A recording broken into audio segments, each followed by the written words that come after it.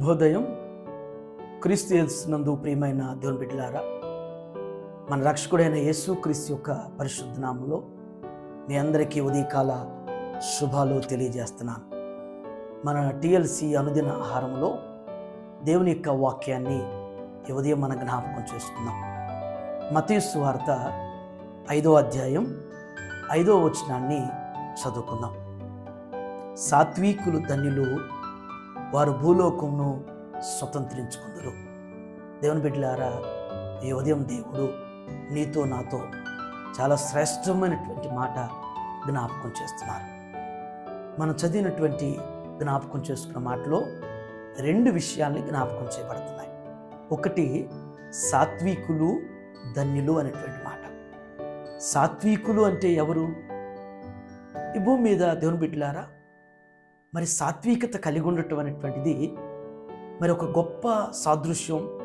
సాత్వికానికి గొప్ప మాదిరి మన యేసు స్వామి. ఆయనలో ఉన్నటువంటి మరి సాత్వికత, మృదువైనటువంటి సద్గుణ సంపన్నుడు మన యేసు స్వామి. ఆయన బిడ్డలైనటువంటి మనల్ని కూడా సాత్వికత కలిగి జీవిస్తే ధన్యులుగా పరిగణించబడతారని జ్ఞాపకం చేయబడుతుంది. సాత్వికత అంటే కోపం, ద్వేషం, అసూయ, పగ, అహంకారం, అత్యాశ ఇవి లేనటువంటి వారు సాత్వికులు. ఇవి లేకపోతే వారు సాత్వికంగానే ఉంటారు. సాత్వికమైనటువంటి పనులు చేసేటువంటి వారుగానే ఉంటారు. దేవుని చేత ధన్యులు అని ప్రశంసించబడతారు. రెండవ అనుభవం, సాత్వికులు ధన్యులు, వారు భూలోకాన్ని స్వతంత్రించుకుంటారు.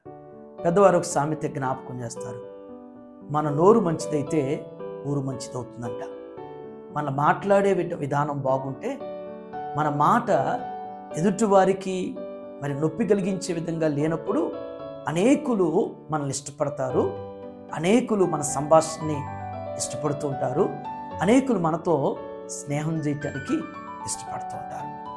నిజంగానే ఎందరైతే సాత్వికమైనటువంటి మనసు కలిగి ఉండేవారు ఉంటారో వారికి అనేక మంది స్నేహితులు అవుతారు. ఈ మత్తయి సువార్త 5వ అధ్యాయం కొండ మీద ప్రసంగం అనేటువంటిది చాలామంది జీవితాల్లో ప్రభావితం చేసింది. ఎందరో ఈ యొక్క అధ్యాయంలో చెప్పబడినటువంటి ప్రభు చెప్పిన ఈ మాటల్ని వారు ప్రాక్టికల్గా వారి జీవితానికి అన్వయించుకొని జీవించారు. వారు జీవితాన్ని సక్సెస్ అయ్యారు. ఈ దినం ఈ దేవుని బిడ్డలారా, మరి మనం ఉండేటువంటి పరిస్థితుల్లో, మనం చేసేటువంటి ఉద్యోగాల్లో కావచ్చు, మనం ఉండేటువంటి పరిసరాల్లో కావచ్చు, మరి ఉన్నటువంటి స్థితిగతులను బట్టి చికాకులు, పరాకులు, కోపాలు, ఆవేశాలు, తొందరపడతనం అవన్నీ కూడా ఉండేటువంటి పరిస్థితి. మనం కంట్రోల్ చేసుకోగలిగినప్పుడు, మనలో ఉన్నటువంటి వాటిని తీసివేసుకోగలిగినప్పుడు సాత్వికత కలిగిన వారిగా ధన్యులుగా ప్రశంసించబడతాం. అనేకుల్ని భూమి మీద సంపాదించుకుంటాం. అట్టి కృప దేవుడు మనందరికీ అనుగ్రహించుగాక. ఆమేన్. ప్రార్థన చేసుకుందాం. శాశ్వతమైన ప్రేమతో మనం ప్రేమిస్తుడో ఒక మానక్షణం కృప చూపుతున్న దయగల మా ప్రభువా, మీ పరిశుద్ధమైన బంగారు పాదాలకు వందనాలు చెల్లిస్తున్నాం తండ్రి. ఈ ఉదయం ప్రభువా, మీ లేఖనం ద్వారా మా అందరితో మీరు మాట్లాడిన విధానం బట్టి మీకు వందనాలు. సాత్వికులు ధన్యులు, వారు భూలోకమును స్వతంత్రించుకుంటారని మీ లేఖనంలో జ్ఞాపకం చేశారు. నిజమే ప్రభువా, అయ్యా సాత్వికమైనటువంటి మృదువైనటువంటి మనస్సును, అట్టి హృదయాన్ని మా అందరికీ మీరు దయచేయండి. కోపాన్ని, ద్వేషాన్ని, అసూయను, అహంకారాన్ని, అత్యాశను, పగను ప్రభువా మా హృదయాల్లో, మా మనస్సులోంచి తీసివేసుకుని వాటి మీద మా అందరికీ జయాన్ని మీరు అనుగ్రహించమని ప్రార్థన చేస్తున్నాం. అయ్యా, అవి మాలో నుంచి తీసివేయబడితే అనేకులు మమ్మల్ని ఇష్టపడతారు.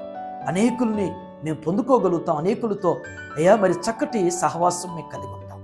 మా జీవితంలో అది గుర్తెరిగిన తండ్రి, అయ్యా మా ఇంటి వారితో, మా పరిసరాల్లో ఉన్న వారితో, మేము పనిచేసేటువంటి స్థలాల్లో ప్రభా సాత్వికమైనటువంటి మనస్సు కలిగి దేవా మీ ద్వారా ధన్యులుగా ప్రశంసించబడేవారుగా అనేకులు ప్రభు మరి మంచి స్నేహభావం కలిగినటువంటి వారుగా సంపాదించుకునే కృప మా అందరికీ మీరు దయచేయమని యేసు నామములో ఈ ప్రార్థన మీకు సమర్పించున్నాను తండ్రి.